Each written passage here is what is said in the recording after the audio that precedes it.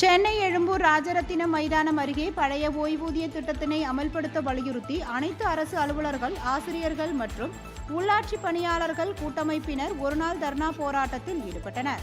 அப்பொழுது தேர்தல் அறிக்கையில் கொடுத்த வாக்குறுதிகளை காலம் தாழ்த்தாமல் பழைய ஓய்வூதிய திட்டத்தினை அமல்படுத்த வேண்டும், தலைமை செயலகம் முதல் அனைத்து துறைகளிலும் உள்ள காலி பணியிடங்களை நிரப்பி அரசு அதிகாரிகளுக்கு பதவி உயர்வு வழங்க வேண்டும் என்பன உள்ளிட்ட கோரிக்கைகளை வலியுறுத்தி முழக்கமிட்டனர்.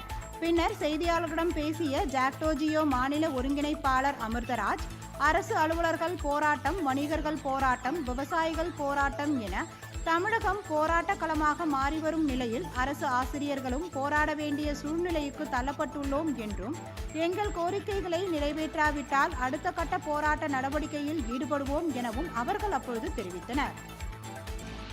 22 ஆண்டுகளாக கோரிக்கைகள் நாம் தொடர்ந்து வைத்திருந்தாலும் இன்று வரை கிணத்தில் போட்ட கல்லாக இருக்கின்ற காரணத்தினால் அது பிரதானமான கோரிக்கை. பங்களிப்பு ஓய்வூதிய திட்டத்தினை முழுமையாக ரத்து செய்துவிட்டு பழைய ஓய்வூதிய திட்டத்தினை அமல்படுத்த வேண்டும் என்ற கோரிக்கையை நாங்கள் முதலில் வைப்போடு பிரதானமான கோரிக்கையை முன்வைக்கின்றோம்.